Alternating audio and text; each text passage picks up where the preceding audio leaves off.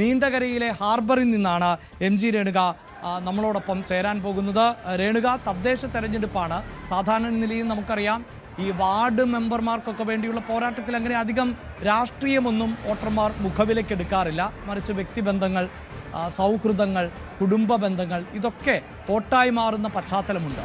പക്ഷേ ബ്ലോക്കിലേക്ക്, ജില്ലാ പഞ്ചായത്തിലേക്ക്, അതല്ലെങ്കിൽ കോർപ്പറേഷനിലേക്കൊക്കെ തെരഞ്ഞെടുപ്പ് നടക്കുമ്പോൾ കുറച്ചുകൂടിയൊക്കെ രാഷ്ട്രീയം പറയുന്നവരുമുണ്ട്. എന്താണ് കൊല്ലത്തിൻ്റെ ഒരു പൾസ് എന്നാണ് മനസ്സിലാക്കാൻ പറ്റുന്നത്? അവർ രാഷ്ട്രീയം നോക്കിയാണോ ഇത്തവണ തദ്ദേശ തെരഞ്ഞെടുപ്പിൽ വോട്ട് ചെയ്യാൻ പോകുന്നത്?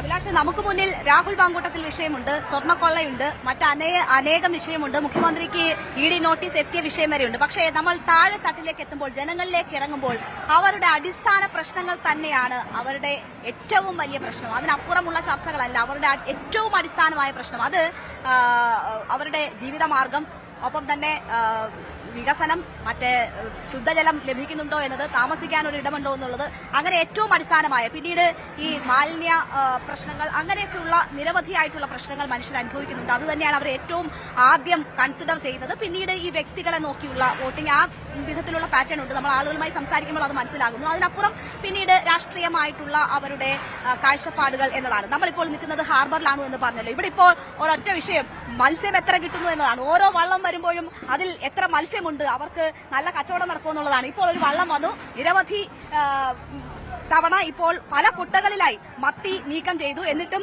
ഇപ്പോഴും അത് നീക്കിക്കൊണ്ടിരിക്കുകയാണ്. കാണാം, നല്ല പച്ച മത്തിയാണ്. അപ്പോ നല്ല വിളവ് തന്നെയാണോ കിട്ടിയത്?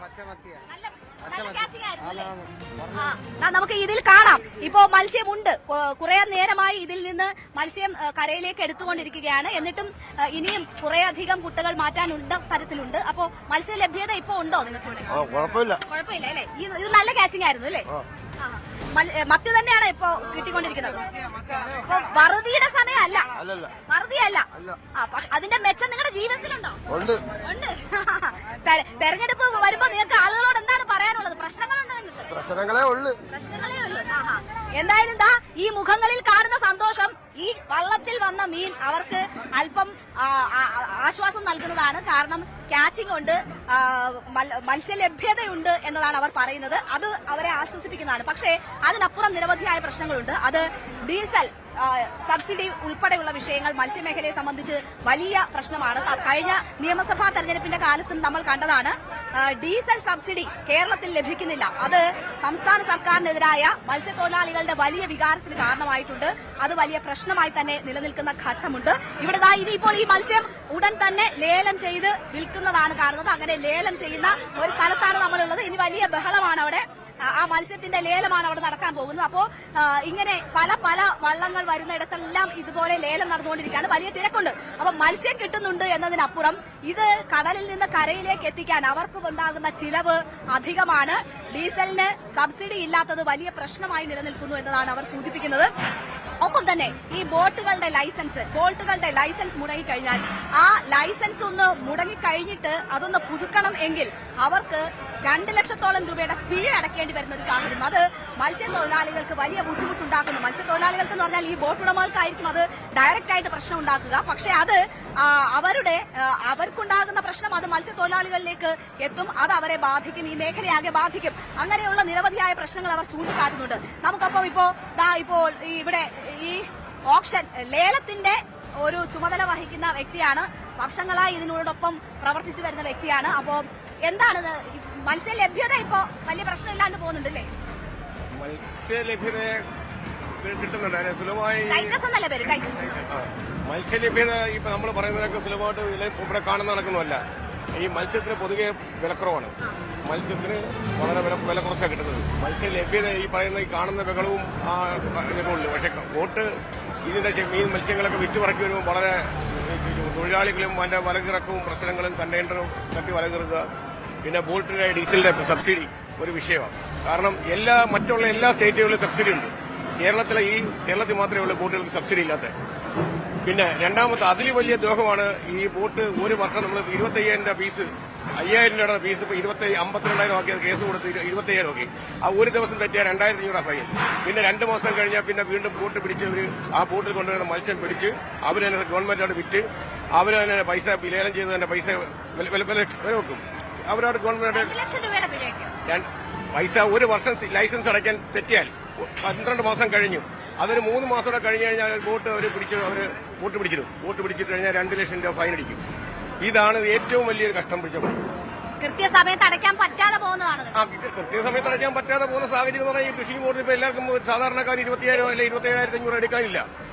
പിന്നെ അതിലുപരി പിന്നെ ക്ഷേമനിധി അടയ്ക്കണം. ഇപ്പൊ 2,500 രൂപ കിടന്ന ക്ഷേമനിധി അത് 15,000 രൂപയാക്കി ക്ഷേമനിധി. ഈ 27,500 രൂപ അടയ്ക്കുന്ന കൂടാതെ 15,000 ക്ഷേമനിധി അടയ്ക്കണം. പിന്നെ അത് കഴിഞ്ഞ് ക്ഷേമനിധി അടച്ചുകൊണ്ട് വരുന്ന കൂട്ടത്തിൽ അടുത്ത നേരമോ കോടന്റ് എടുക്കണം. ആ കോടന്റ് ഉപയോഗശൂന്യമാണ്. നമുക്ക് കോടന്റ് പറ്റത്തില്ല. പക്ഷെ ഇതൊക്കെ സംസ്ഥാന സർക്കാരുമായി ബന്ധപ്പെട്ടുള്ള വിഷയങ്ങളാണ്. നിയമസഭാ തെരഞ്ഞെടുപ്പിലായിരിക്കില്ലേ ഇത് കൂടുതലായും നിങ്ങൾ ഇങ്ങനെയുള്ള കാര്യങ്ങൾ നോക്കി വോട്ട് ചെയ്യുക? തദ്ദേശ തെരഞ്ഞെടുപ്പിൽ നിങ്ങളെ അലട്ടുന്ന വിഷയങ്ങൾ എന്തൊക്കെയാണ്? ഞങ്ങളെ അലട്ടുന്ന പ്രശ്നങ്ങൾ എന്ന് പറഞ്ഞാൽ ഇവിടെ യഥാർത്ഥ മത്സ്യങ്ങൾക്ക് യഥാർത്ഥ ലഭ്യത കറക്റ്റ് വില കിട്ടുന്നില്ല. ഈ മത്സ്യബന്ധനം നമുക്ക് സുഖമായി നടത്താൻ പറ്റുന്നില്ല. കാരണം മറ്റൊന്നല്ല, ഈ തൊഴില് ഈ കടലിൽ പോയിട്ട് വരുന്ന ബോട്ടുകൾ ഇപ്പോൾ എന്തെങ്കിലും 10,000, 50,000, 20,000 കിട്ടിക്കഴിഞ്ഞാൽ അതിന്റെ അകത്തെ ഒരുപാട് എക്സ്പെൻസ് ഉണ്ട്. അതാണ് ഞങ്ങൾക്ക് ഉണ്ടാകുന്ന നഷ്ടങ്ങൾ. ഫിഷിംഗ് ബോട്ടുകൾക്ക് ഒരുപാട് എക്സ്പെൻസ് ഉണ്ട്. ഈ ബോട്ടുകളെല്ലാം ഇങ്ങനെ അവിടുന്ന് ഇവിടുന്നൊക്കെ ഒരുപാട് പേര് പൈസ സ്ഥാപനങ്ങളുമായി ബന്ധപ്പെട്ട് നിങ്ങൾക്ക് വേണ്ടി അവർ ചെയ്തു തരേണ്ടുന്ന സൗകര്യങ്ങളും സംവിധാനങ്ങളും അത് കൃത്യമായി നടത്തുന്നു. എന്ത് സൗകര്യം അവരൊന്ന് എന്ത് ചെയ്യുന്നു? ഈ ഫീൽഡിൽ ഇപ്പൊ ഇരിക്കുന്ന ഞാൻ ആരെയും കുറ്റം പറയല്ല. ഈ ഇരിക്കുന്ന ഗവൺമെന്റ് ഈ ഫിഷറീസ് മന്ത്രിക്ക് ഈ ഫിഷിംഗ് മേഖലയെ കുറിച്ച് ഒരു ചുക്കും അറിയത്തില്ല. ഇവിടുത്തെ മേഖല പ്രശ്നങ്ങൾ ഇടപെടാൻ ആരുമില്ല. മത്സ്യബന്ധന മേഖലയെക്കുറിച്ച് ഇതിനെ തിരക്കാനോ അന്വേഷിക്കാനോ യഥാർത്ഥത്തിൽ ഉദ്യോഗസ്ഥന്മാർക്ക് പോലും ഇതിന് കറക്റ്റായിട്ട് കാര്യങ്ങൾ അറിയത്തില്ല. അറിയാം. ഇതാണ് ഇവിടുത്തെ സംഭവിച്ചുകൊണ്ടിരിക്കുന്നത്. അപ്പൊ ആ പ്രശ്നങ്ങളൊക്കെ ഈ തെരഞ്ഞെടുപ്പുമായി ബന്ധപ്പെട്ട് ഉയർന്നു വരുമെന്നാണോ കരുതുന്നത്? ഉയർന്നു വരും. തദ്ദേശ തെരഞ്ഞെടുപ്പിലും അത് പ്രതിഫലിക്കും. ഇപ്പം ഈ പഞ്ചായത്ത് തെരഞ്ഞെടുപ്പിൽ കൂടെ പ്രതിഫലിക്കുന്നതാണല്ലോ നിയമസഭ ഭരിക്കുന്നത്. ഇപ്പൊ സാധാരണക്കാരന് ഗുണം കിട്ടാത്ത ഗവൺമെന്റ്, സാധാരണക്കാരന്റെ ഗവൺമെന്റ് LDF പോകുന്ന എല്ലാം ശരിയാക്കി തരും. ഞങ്ങൾക്ക് സാധാരണക്കാരന്റെ ഗവൺമെന്റാന്ന് പറഞ്ഞിട്ട് എന്ത് ചെയ്തു? മത്സ്യത്തൊഴിലാളികൾക്ക് എന്ത് ചെയ്തു? ഞങ്ങളുടെ മേഖലയെ കുറിച്ച് പറയാം. മത്സ്യത്തൊഴിലാളികൾക്ക് എന്ത് ചെയ്തു? അവർ കറക്റ്റായിട്ട് ഇത് കൊടുക്കുന്നില്ല. ക്ഷേമനിധി അടയ്ക്കുന്ന പൈസ പോലും അവർ കൊടുക്കുന്നില്ല. ഈ ഫിഷിംഗ് ബോട്ടിനെ പറ്റുന്ന ഏറ്റവും വലിയ ദയനീയാവസ്ഥ ഞങ്ങൾക്ക് അതിദാരിദ്ര്യം തുടച്ചു നീക്കിയ സർക്കാരൊക്കെയല്ലേ? ഇപ്പൊ ഞങ്ങൾക്കുണ്ടാകുന്ന പ്രശ്നം മത്സ്യബന്ധന മേഖലയിൽ ബോട്ടുകൾക്ക് ഈ സുഗമമായി കടലിൽ പണിയെടുക്കാൻ പറ്റുന്നില്ല. കടലിൽ പോയി പണിയെടുത്ത് 25,000 രൂപ 27,500 അടയ്ക്കേണ്ടത് പൈസ അടയ്ക്കാൻ ഡേറ്റ് തെറ്റിപ്പോയാൽ പിടിച്ചവരാണ്. ഇപ്പോൾ ഒരു മാസമായില്ല ഒരു ബോട്ടിന് 2 ലക്ഷം രൂപ ഫൈൻ ഉൾപ്പെടെയുള്ള കാര്യങ്ങൾ വലിയ പ്രതിസന്ധിയായിട്ടാണ് ഇവർ പറയുന്നത്. പക്ഷേ ഇതൊക്കെ മത്സ്യമേഖലയിലെ അല്പം കൂടി ബോട്ട് ഉടമകളും ഒപ്പം തന്നെ ഈ ലേലത്തിലൊക്കെ ഏർപ്പെടുന്ന മുതലാളിമാർ എന്ന് പറയാം, അല്ലെങ്കിൽ ലേല മുതലാളിമാരൊക്കെ നേരിടുന്ന പ്രശ്നങ്ങളാണെങ്കിൽ താഴെത്തട്ടിൽ, ഏറ്റവും താഴെത്തട്ടിൽ എന്താണ് പ്രശ്നങ്ങൾ എന്നതുകൂടി നമ്മൾ അറിയണം. വോട്ടൊക്കെ ചെയ്യണ്ടേ? എല്ലാരും ഒക്കെ വന്ന് കണ്ടോ? കണ്ടു. വോട്ട് ചെയ്യണം. ചെയ്യും. തമിഴ്നാട്. ഓക്കെ.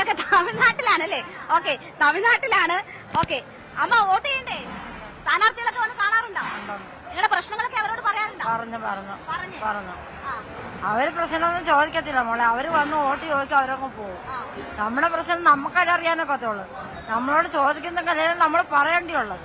പക്ഷെ അവര് വന്ന് വോട്ട് ചോദിക്കും, അവരങ്ങ് പോകും. ഈ ഒരു കാര്യം പിന്നെ കാണാറില്ല. തദ്ദേശ തെരഞ്ഞെടുപ്പിലാവുമ്പോ പ്രതിനിധികളാവുമ്പോ നിങ്ങൾക്കൊക്കെ അടുത്തുള്ളവർ തന്നെയാ മോളെ. അടുത്തുള്ളവരാണെങ്കിൽ നമ്മുടെ സ്ഥിതിഗതികൾ അവരറിയുന്നില്ലല്ലോ. നമ്മൾ പരാജയത്തിലാ ജീവിക്കുന്നുള്ള എല്ലാവർക്കും അറിയാം. ഒരു അപ്പച്ചൻ വയ്യാതെ കിടക്കുക, ഞാൻ ആ അപ്പച്ചനെ നോക്കുക. അങ്ങനെയുള്ള അർഷാവസ്ഥയിലാണ് ഞാൻ ജീവിക്കുന്നത്. നമുക്ക് ഒരു നേട്ടങ്ങളുമില്ല.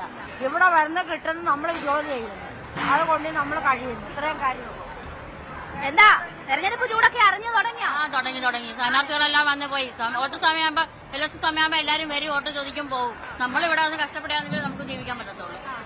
വോട്ട് ചെയ്യും. പക്ഷേ വോട്ട് ചെയ്യും. വോട്ടിപ്പോ ചെയ്യാൻ നമുക്കൊരു മൗലികാവസ്ഥയില്ല. നമുക്ക് വോട്ട് ചെയ്യണമല്ലോ. വോട്ട് ചെയ്യും.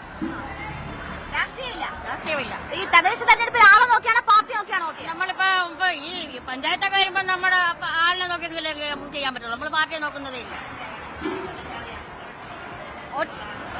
ഓക്കെ. അപ്പോ ഇവിടെ ഈ അവിടെ നിന്ന് ലേലത്തിലെടുക്കുന്ന മീനാണ് ഇവിടെ കൊണ്ടുവന്ന് കച്ചവടം നടത്തുന്നത്. അത് അവരിൽ നിന്ന് മേടിച്ച് ഇവിടെ കച്ചവടം നടത്തുന്നവരെയാണ് നമ്മൾ കാണുന്നത്. സ്ഥാനാർത്ഥികളൊക്കെ വന്ന് കണ്ടായിരുന്നോ? എങ്ങനെയുണ്ട് മത്സ്യമൊക്കെ കിട്ടുന്നുണ്ടോ? കച്ചവടമൊക്കെ നല്ലതാണോ? മോശമാണോ? ബുദ്ധിമുട്ടാണോ? മോശമാണ് അല്ലേ?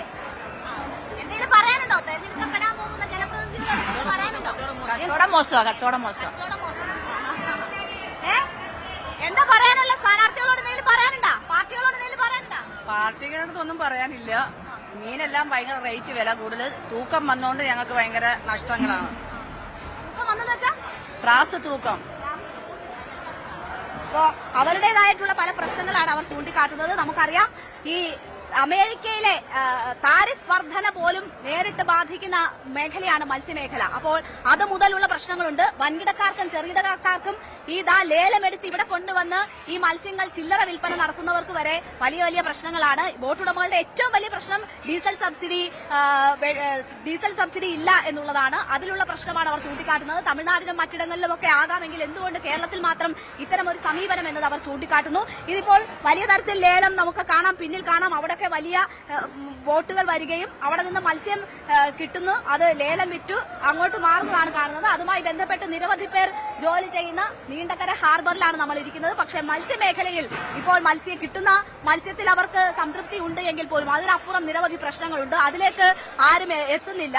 വോട്ട് ചോദിക്കാൻ വരുന്നു, അവർ പോകുന്നു എന്നതിനപ്പുറം അവരുടെ പ്രശ്നങ്ങളിൽ ഇടപെടൽ ഉണ്ടാകുന്നില്ല എന്നതാണ് അവർ ചൂണ്ടിക്കാട്ടുന്നത്. പക്ഷേ അവർ അവരുടെ സമ്മതിദാന അവകാശം വിനിയോഗിക്കുമെന്ന് പറയുന്നു. അത് തദ്ദേശ തെരഞ്ഞെടുപ്പിനെ സംബന്ധിച്ച് നോക്കുകയാണെങ്കിൽ അത് പാർട്ടി നോക്കിയല്ല, വ്യക്തികളെ നോക്കിയാണ് ഞങ്ങൾ വോട്ട് ചെയ്യുക എന്നതാണ് പറയുന്നത്. ഇവിടെ 2 പേര് കൂടി ഉണ്ട്. കച്ചവടമൊക്കെ എങ്ങനെ പോകുന്നു? നല്ല രീതിയിൽ പോകുന്നു. തദ്ദേശ തെരഞ്ഞെടുപ്പിലെ സ്ഥാനാർത്ഥികളൊക്കെ വന്നോ? ഇല്ല, വന്നില്ല. വീട്ടിലൊക്കെ വന്നോ? വന്നു. വോട്ട് ചെയ്യണ്ടേ? വോട്ട് ചെയ്യണം. മാറുമോ? കൊല്ലം മാറുമോ ഇത്തവണ? എന്തുവന്ന് അറിയാൻ വയ്യ. രാഷ്ട്രീയ പാർട്ടിയിലൊക്കെ ഉണ്ടോ? നമുക്ക് അങ്ങനൊന്നും പാർട്ടിയൊന്നുമില്ല. കച്ചവടം നടന്നാൽ മതി, നമ്മുടെ വീട്ടിലേക്കുള്ള പൈസ കിട്ടിയാൽ മതി. കാര്യം ഇപ്പൊ എന്താ ഇപ്പൊ മത്തിയൊക്കെ ഇഷ്ടം പോലെ കിട്ടുന്നുണ്ട്. നല്ല സീസൺ. വെള്ളമൊന്നും പോയില്ല. അവിടെ വെള്ളമൊന്നും പോയില്ല, അതുകൊണ്ടൊന്നും മത്തി കുറവാണ്. പൊതുവെ മത്തിയുടെ സീസണാണ്. ഇന്ന് വള്ളങ്ങൾ പോയിട്ടില്ല, ബോട്ടുകൾ മാത്രമാണ് പോയിട്ട് വന്നിട്ടുള്ളത്. അപ്പൊ അതുകൊണ്ടാണ്, അല്ലെങ്കിൽ ഇതിൽ കൂടുതൽ മത്തി ഉണ്ടാകും എന്നതാണ് പറയുന്നത്.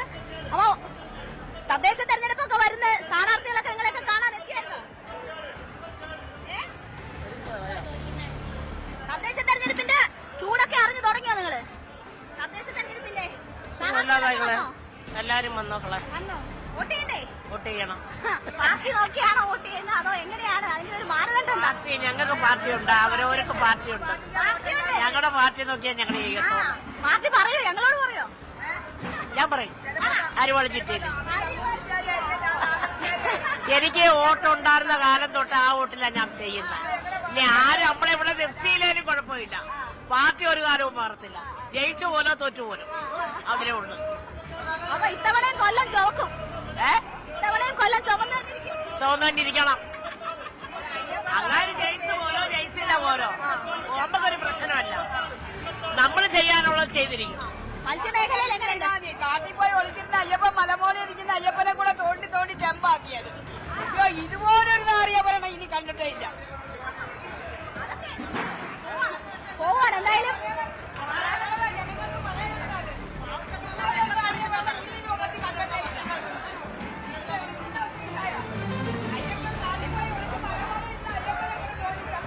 അഭിലാഷ്, അയ്യപ്പന്റെ സ്വർണം കവർന്നതിലുള്ള രോഷമാണ് അവിടെ കാണുന്നത്. അത് ഇവരുടെ യഥാർത്ഥ പ്രശ്നങ്ങൾക്ക് അപ്പുറമുള്ള രോഷമാണ്. അയ്യപ്പന്റെ സ്വർണം കവർന്നവരെ ഞാനിങ്ങനെ രേണുകയുടെ പ്രതികരണങ്ങൾ ശ്രദ്ധിച്ചുകൊണ്ടിരിക്കുന്നു. രാഷ്ട്രീയം പറയുന്നുണ്ട്. ഒപ്പം രേണു തന്നെ സൂചിപ്പിച്ചു നല്ല പിടയ്ക്കണ മീനാണ് എന്ന്. അതിൽ ഈ ചൂരയും ഒക്കെ ആണെന്ന് തോന്നുന്നു. ചെമ്പല്ലി പോലെ മത്തി പോലുള്ള മീനൊക്കെ കാണാൻ സാധിക്കുന്നുണ്ട്. രേണു ഒരിക്കൽ പോലും അതിൻ്റെ ഒരു വില ചോദിക്കുന്നില്ല. അതെന്ത് എന്നാണ് ഞാനിങ്ങനെ ചിന്തിച്ചുകൊണ്ടിരിക്കുന്നത്.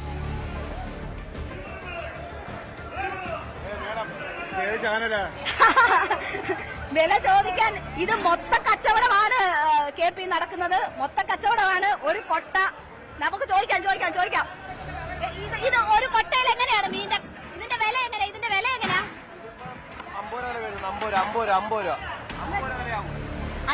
കിലോയ്ക്ക് 50 രൂപയാവും. ഇതിപ്പോ എത്ര കിലോ ആണ് ഒരു കൊട്ട? ഇത് 60 കിലോ ആണ്. കുറവാണോ?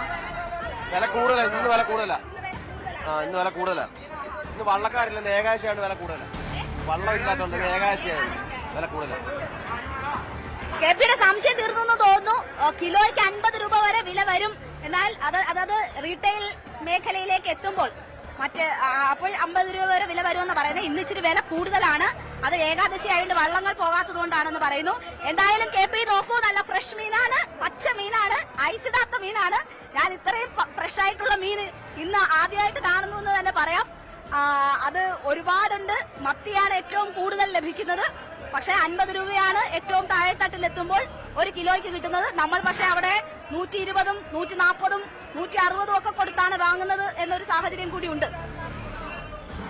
റൈറ്റ്. എന്തായാലും രേണുക അവിടെ വിലക്കുറവുണ്ട് എന്നുള്ളതാണ്. ഇവിടെ തിരുവനന്തപുരത്തെ സ്റ്റുഡിയോയിൽ നിന്നാണ് രേണുക റിപ്പോർട്ടിങ്ങിനായി കൊല്ലത്ത് പോയിട്ടുള്ളത്. തിരിച്ചു വരുമ്പോൾ മീനൊക്കെ വാങ്ങിച്ചുകൊണ്ട് തന്നെ തിരികെ വരും എന്നാണ് ഞങ്ങൾ പ്രതീക്ഷിക്കുന്നത്. നീണ്ടകരയിലെ പ്രേക്ഷകർക്ക് അല്ലെങ്കിൽ നീണ്ടകരയിലെ ജനങ്ങൾക്ക് ഒരുപാട് വോട്ട് വർത്തമാനങ്ങൾ പറയാനുണ്ട് എന്നത് നമ്മൾ കേട്ടുകഴിഞ്ഞിരിക്കുന്നു. അതിൽ കൃത്യമായ രാഷ്ട്രീയം പറയുന്നവരുണ്ട്, അവരുടെ ജീവിത സാഹചര്യത്തെക്കുറിച്ച് പറഞ്ഞവർ ഉണ്ട്. അങ്ങനെ പ്രതിസന്ധികൾ ഉണ്ട് എന്ന് പറയുമ്പോൾ പോലും തങ്ങളുടെ രാഷ്ട്രീയത്തിൽ നിന്ന് പിന്നോട്ടില്ല എന്ന് വ്യക്തമാക്കുന്നവർ കൂടിയുണ്ട്. അങ്ങനെയുള്ള വിശേഷങ്ങളാണ് നമ്മൾ കൊല്ലത്ത് നിന്ന് കണ്ടത്. കൊല്ലത്ത് ഒരു തീരദേശ മേഖലയിൽ നിന്നാണ് നമ്മൾ ഈ വാർത്തയുടെ വിശദാംശങ്ങൾ പങ്കുവച്ചത്. എങ്കിൽ ഇനി നമ്മൾ കേരളത്തിൻ്റെ തെക്കേ അറ്റത്ത് നിന്ന് വടക്കൻ ജില്ലകളിലേക്ക് പോകുമ്പോൾ അവിടെയും വലിയ പോരാട്ടം തന്നെ ആണ് നടന്നുകൊണ്ടിരിക്കുന്നത്.